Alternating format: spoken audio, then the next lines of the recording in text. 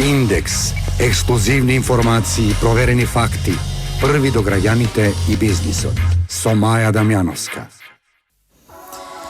Да, добар ден. Празнично издание на Индекс на Радио Слободна Македонија.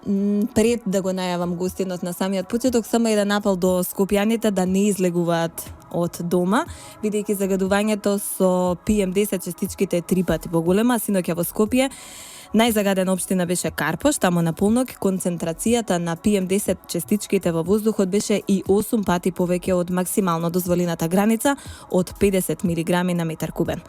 Нешто помали беа концентрациите во Центар, Газибава, Лисиче. Утрово во Скопје концентрациите се 3 пати над дозволеното. Присуството на PM10 частичките во воздухот во толкави концентрација опасно по здравието, а може да доведат и до потешки заболувања. Не помалку опасни се и PM2,5 частичките, чија концентрација во Карпош синоќа беше 14 пати над дозволеното. Но ние да се вратиме на нашата тема. Гостин во Индекс е председателот на Сојузот на синдикати на Македонија, Живко Митревски. Добар ден, како се чувствувате во овој празничен ден? Благодарам за поканата и честит ден е празникот на сите. Да, токму така. Она што е повод за нашиот разговор е информацијата во однос на минималната плата. Најавено е зголемување од 600 динари, кое што ќе стапи на сила од 1 јануари 2016 година. Што значи тоа? Колку од работниците во Македонија ќе го добијат ова зголемување? Па една од основните компоненти во делот на действувањето на синдикатот и во постојаната борба на вистина да обезбедиме едно достоинство на трудот е борбата за подигнување на стандардот, а тоа секако дека го правиме преку действувањето на синдикатите во делот на зголемување на платите. Ние имавме една широка агенда од 2010 па навамо, кога јасно дефиниравме, утврдивме дека во Република Македонија недостасува еден од клучните компоненти кој треба да биде во делот на реализација на подобрување на социјална-економската состојба на работниците од една страна, од друга страна елиминирање на нелојалната конкуренција на голем дел на предпријатија кои не действуваа согласно законските прописи, и третата компонента во делот на обезбедување на поголема финансиска дисциплина, обезбедување на можностите државата да ги собира деноците, а тоа беше фактот дека во Република Македонија не постоеше закон за минимална плата. Како резултат на една плејада на преговори, на водење на една успешна кампања која траеше една година, а која за прв пат на организиран начин ја реализира Сојузот на синдикатите на Македонија, го донесовме законот за минимална плата, при што на почетокот беше утврдена вредност од 8.080 денари, додека за одредени категории за текстил и кожа имавме соодветно намалување, односно согласување во текот на неколку години. Факт е дека во тој момент кога го донесовме тој закон за минимална плата, односно беше донесен од страна на Република Македонија, и работодавачите и владата ги прифатија нашите аргументи, исто така и тие едните и другите настапија со аргументи за да утврдиме определен износ кој во тој момент сметавме дека навистина ќе обезбеди една каква таква состојба визави состојбата која затекнавме над 65 до 70 илјади работници да примаат плата од 4.500 до 5.000 денари. Тоа беше една катастрофална состојба за делот на тие семејства и за делот на тие работници, и по донесувањето на законот за минимална плата имавме уште неколку чекори кои требаше да ги реализираме, а тоа е како да обезбедиме истата таа плата да го следи развојот на зголемувањето на животните трошоци од една страна и да овозможува на некој начин приклучок трудот да биде вреднуван визави поскапувањата и визави трендовите кои посебно се појавија со економската криза.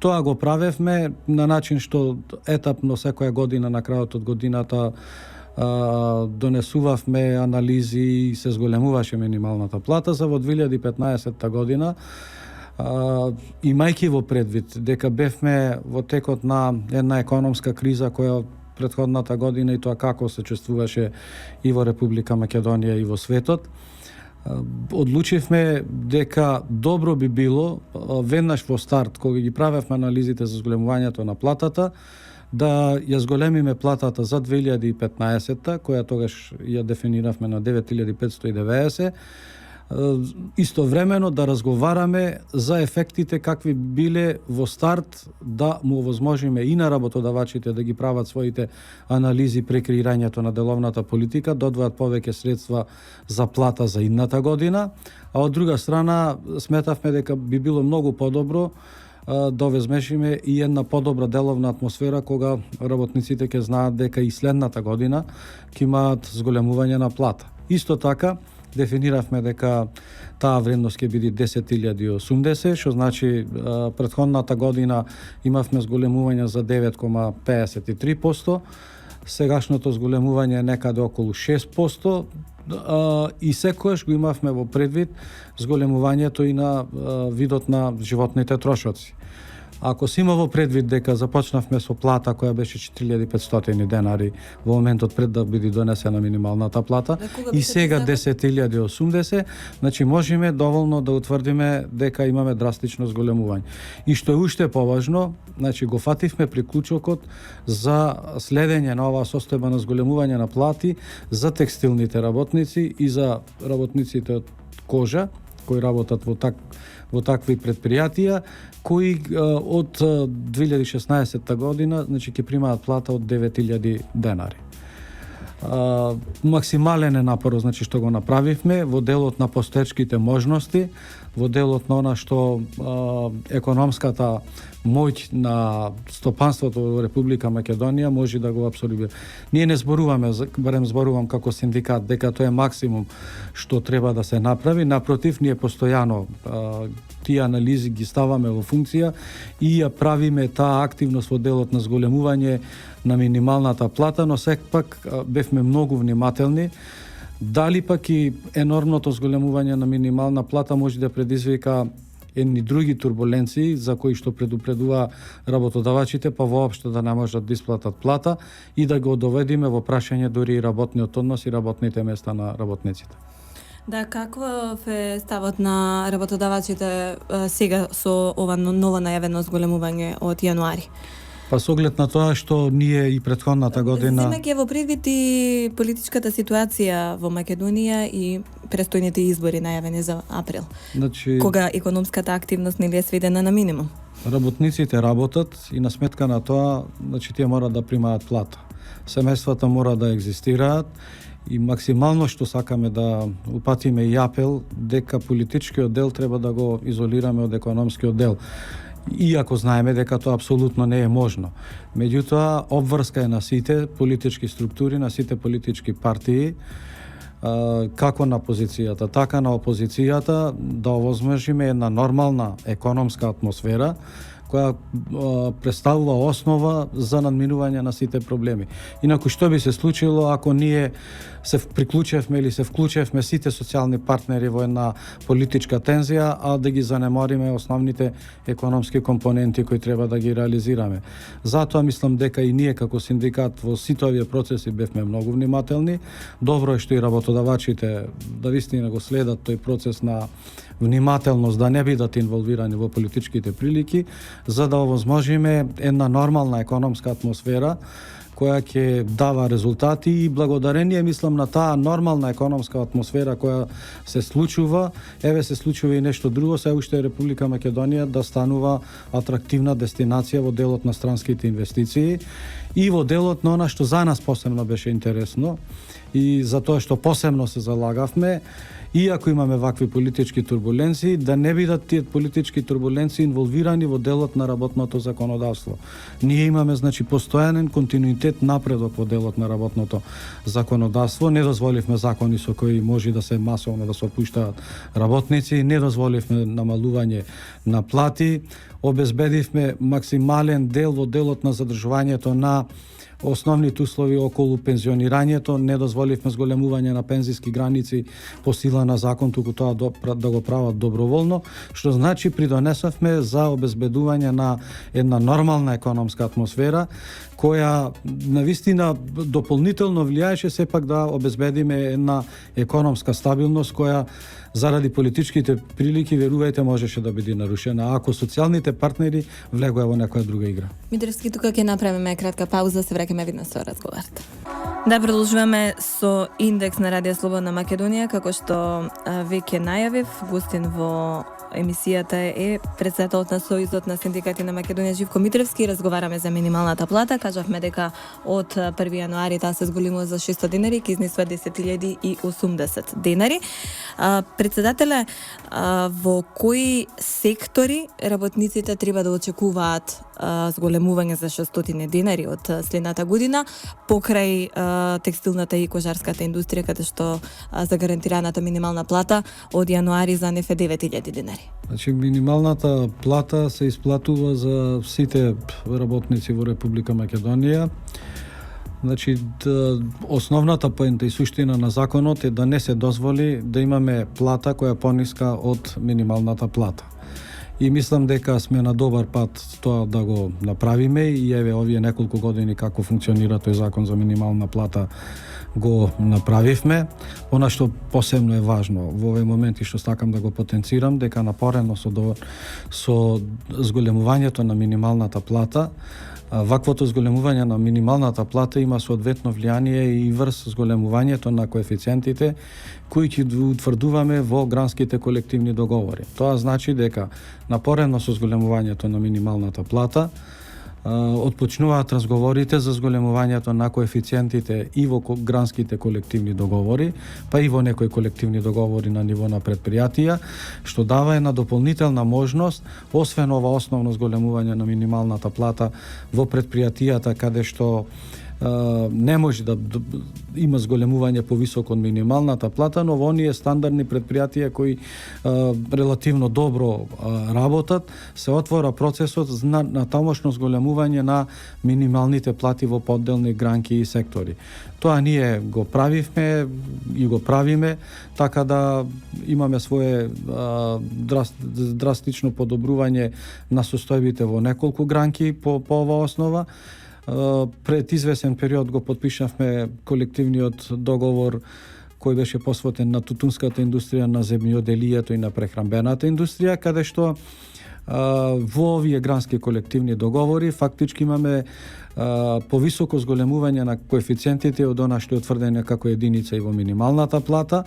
Понатаму имавме подпишување на колективниот договор за железници, за инфраструктура во железници, имавме подпишување најново исто така и на колективни договори во делот на неколку други гранки. Очекуваме овај тренд на зголемување на платите во подделни сектори да се случува не само во стопанството и во нестопанството. Типичен пример е во здравството, каде што со неколку анекси на колективниот договор во здравство обезбедивме исто така зголемување на плати, а во тек се преговори исто така во рамките на здравствената дејност, каде што очекуваме да има одредено подобрување на состојбата за одредени категории и мислам дека тоа живење на законот за минимална плата има свое видно влијание и врз целокупната состојба во делот на платите во Република Македонија. И сега се поставува прашањето дали работодавачите ќе го почитуваат законот, ќе ја зголемат минималната плата од јануари и што доколку не го сторат тоа, какви се казните? Суштината на социјалниот диалог е поставувањето и предпоставка е функционирање на заедничкиот постигнат договор, но факт е дека живееме во турбулентно време, во време на економска криза. Има, за жал, и одредени работодавачи кои сакаат да го изигруваат законот. Тоа беше една од причината што и во измените на законот за минимална плата беа зголемени драстично казните кои беа поврзани со непочитување на исплатата на минималната плата, така да беа предвидени зголемувања на таквите казни кои одат во крајна инстанција од 9 до 10.000 евра за работодавачот, за одговорното лице од 4 до 5.000 евра, а доколку два пати инспекторатот утврди дека имаме повреда на законот за исплата на минимална плата, во тој случај законот претпоставува и затворање на самото предпријатие во рок од 15 дена. Сметавме дека тоа не е доволно, сепак отидовме малку и понатаму во делот на меѓусебните договори кои ги имавме. Можам да кажам дека задоволни сме што прифатено е и нашето сугерирање дека мора да се зајакнува казнената политика, ако утврдивме дека сепак имаме околу 1185 предмети во претходната година кои зборуваја преку трудовиот инспекторат со интервенции дека има повреди во делот на исплатата на платите и на минималната плата. Кривичниот законник предвидува сега и казна која е ставен во процедура до 1 година затвор за оние кои прават повреда, но не само повреда во делот на исплатата на платата и минималната плата. Нашата идеја таа позиција да биде зацврсната и кон делот на обврските на работодавачите во делот на исплатата на одредени надоместоци и додатоци, така да мислам дека една комплетна слика правиме и во делот на паричните казни, па сега и во делот на затворските казни, еднаш за секојаш дефинитивно да го затвориме прашањето дали некој работодавач може да ги избегнува исплаќањата.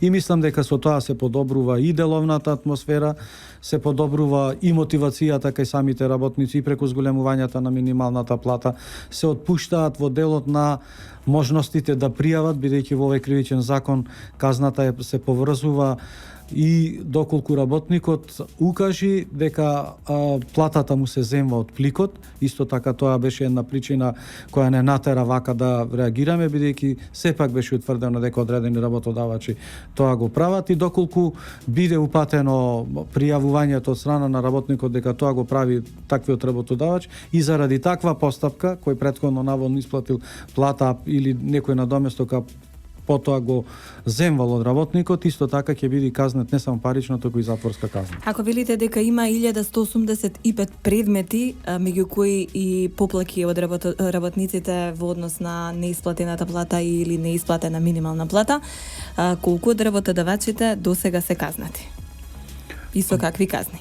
Мислам дека трудовиот инспекторат ги има најдобро податоците. Според нашите проценки, значи ние од прилика знаеме дека 20 на работодавачи по овие основи беа казнети. Мислам дека бројката е сепак и малку повеќе. Тоа најдобро го знае трудовиот инспекторат кој е надлежен во делот на поведувањето на постапките. Но факт е дека од секоја година, од денот на донесувањето на минималната плата, на законот за минимална плата, па до ден денес, секоја година етапно се намалува бројот на поплаки, барем според оние податоци кои ги имаме во службата на Сојузот на синдикатите на Македонија за правна заштита, дека таквиот тренд се намал. Очекувам дека посебно со утврдувањето на казнената политика која оди и со затворски казни, дека полека и полека од сега па натаму тешко дека ќе зборуваме за неисплата на минимална плата. Митревски, продолжуваме по разговорот, пусти на пауза.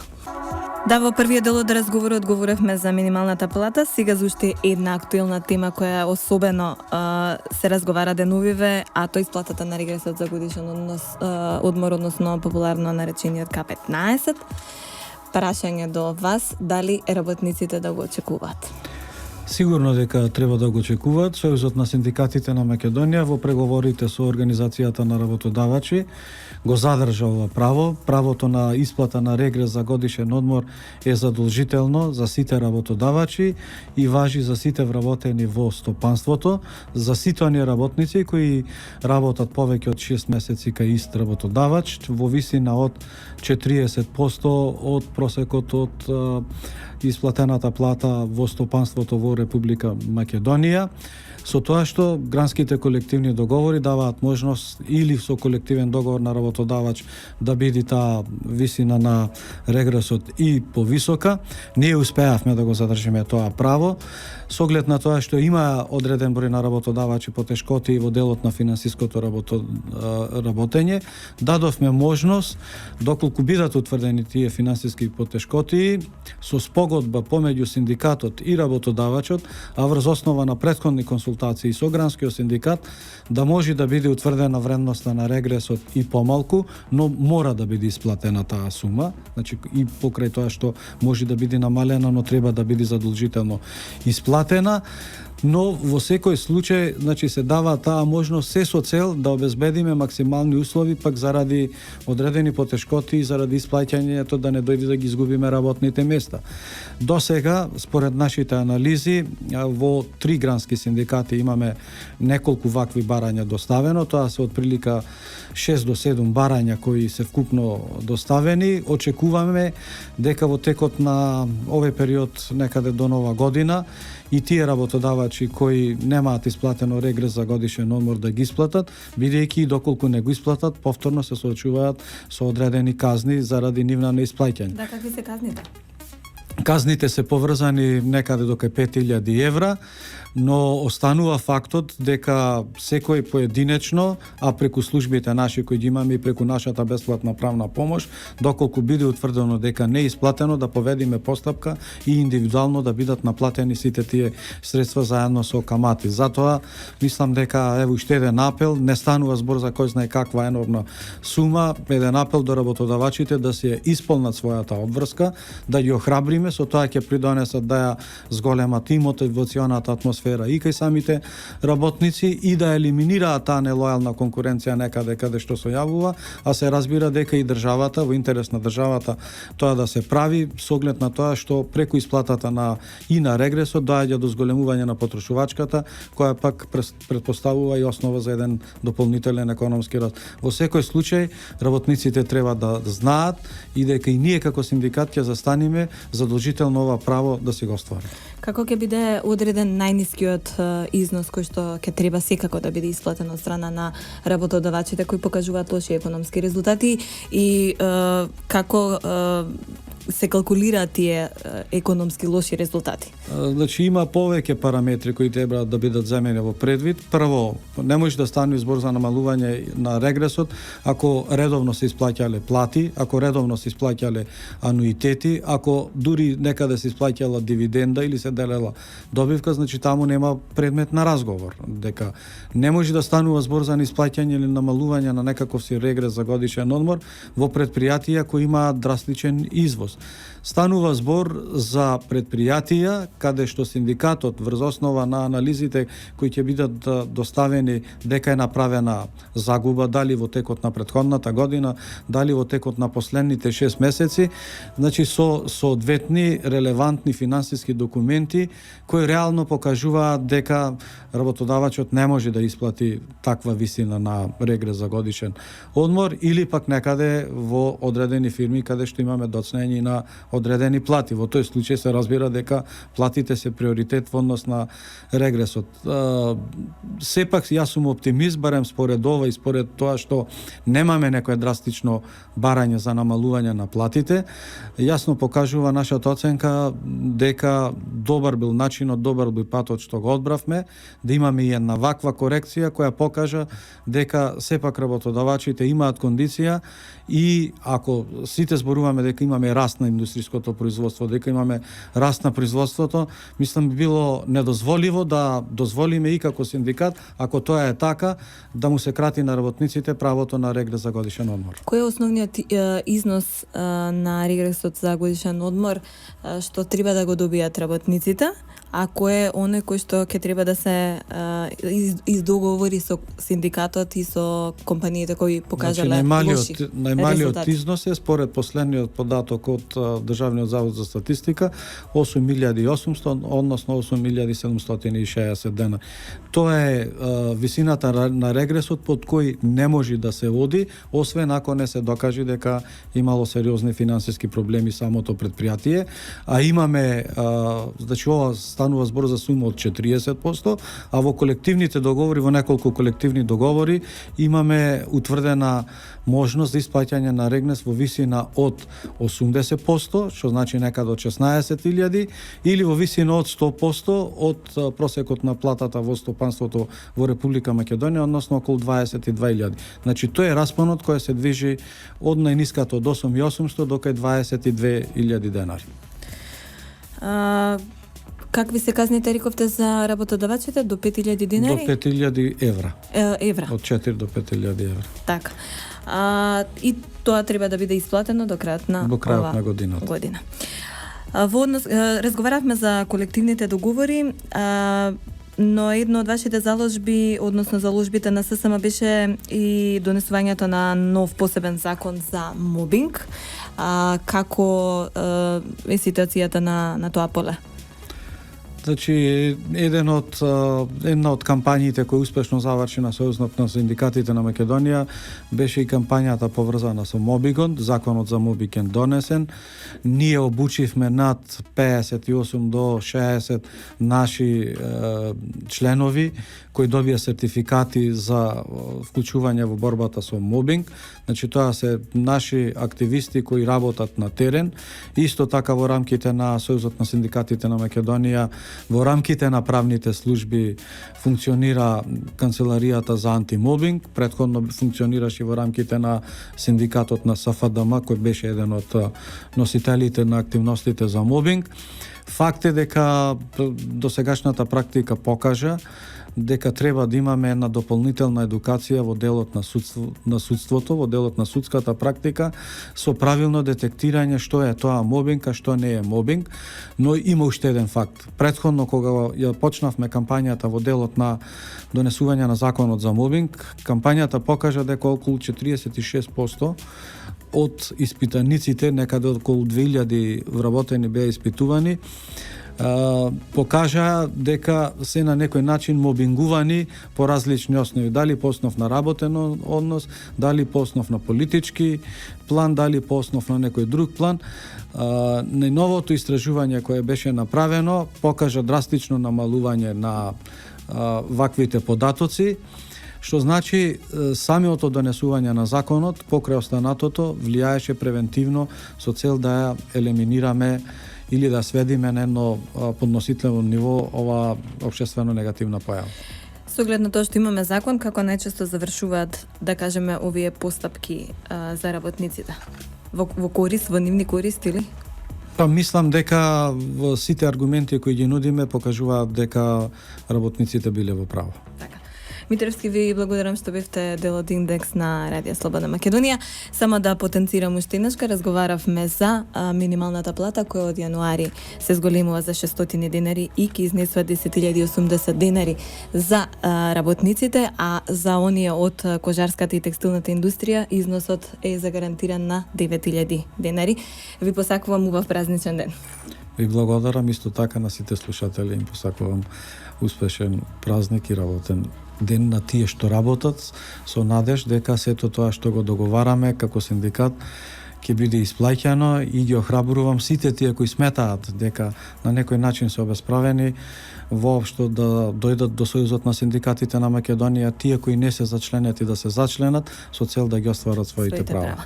Ви благодарам уште еднаш, а ние продолжуваме со кратка. Да, пред крај на индекс уште неколку кратки бизнис информации.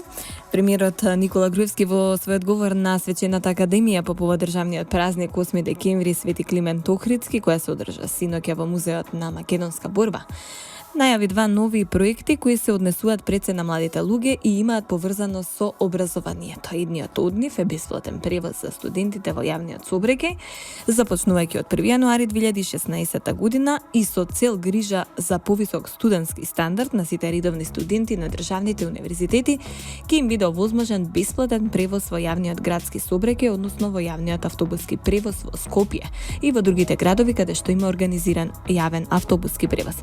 Сите редовни студенти од државните универзитети ќе можат да користат бесплатен јавен градски превоз секој ден во неделата на сите линии. Со оваа мерка е предвидено на сите редовни студенти од државните универзитети да им се доделат картички од јавното сообраќајно предпријатие Скопје и другите јавни предпријатија во градовите каде што има јавен автобуски превоз, со цел да можат бесплатно да ја користат услугата на јавните сообраќајни предпријатија. Владата со цел да се имплементира оваа мерка ќе исплаќа трансфери на средства кон соодветните единици на локална самоуправа, истакна Груевски. А вториот проект е наменет за средношколците и исто така започнува со важност од 1 јануари 2016 година. Преку овој проект наречен Средношколска среда, секоја среда на сите средношколци ќе им се овозможи бесплатен превоз на жичарницата на водно и со железничкиот сообраќај во Република Македонија, како и бесплатни билети за театрите, музеите и кината во државата. Вчера американската Капкорн отвори фабрика во Бунарџик. Во новата фабрика за инфлатори за воздушни перничиња инвестирани се $18 милиони, а ќе бидат отворени вкупно 400 работни места, од кои 75 се веќе остварени. Компанијата ќе биде извозно ориентирана, а производите примерно ќе бидат наменети за европскиот пазар. На пуштањето во употреба на новата фабрика вчера присуствуваше и премиерот Никола Груевски, министерот за финансии Зоран Ставрески, заменик министерот за економија Христијан Делев, како и директорот на технолошко-индустријските развојни зони МИЗО. За една недела во Македонија се одбележаат 4 фабрики, тоа одамна се нема случајно, истакна премиерот Груевски. Компаниите имаат на располагање нови $20 милиони ефтини кредити преку Македонската банка за поддршка и развој. Од Европската инвестициска банка до крајот на годината се очекува да бидат повлечени нови средства од четвртата транша вредна $100 милиони. До сега искористени се $82 милиони, со кои се финансирани речиси 440 проекти. Во Македонската банка за поддршка и развој веќе се пристигнати 100 нови барања кои треба да се процесуираат до крајот на овој месец. Овие пари се наменети за подобрување на ликвидноста на фирмите, но придонесуваат и за отварање на нови работни места. Ова е последната информација во Индекс, што емитува Трговско радиодифузно друштво Радио Слободна Македонија. Уредник и водител Маја Дамјановска. Денес е 8 декември. Продукција Радио Слободна Македонија. Јас ви посакувам убав ден. Индекс. Ексклузивни информации, проверени факти. Први до граѓаните и бизнисот. Со Маја Дамјановска.